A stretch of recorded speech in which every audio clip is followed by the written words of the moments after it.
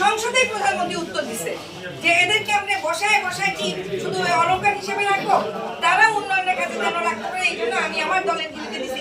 আপনারা আপনাদের দলের বিরুদ্ধে দেন, আপনার দলের যদি কাউকে একটা কথা আসলো, ইউনো মহোদয় ভয় পাবেন, ডিসি মহোদয় ভয় পাবেন, ভয় পাবেন, এই যে একটা কথা বলে বললাম, সবসময় ফল কথা বলে। এটা কথা আমাদের সবার সামনে না বলাই উচিত।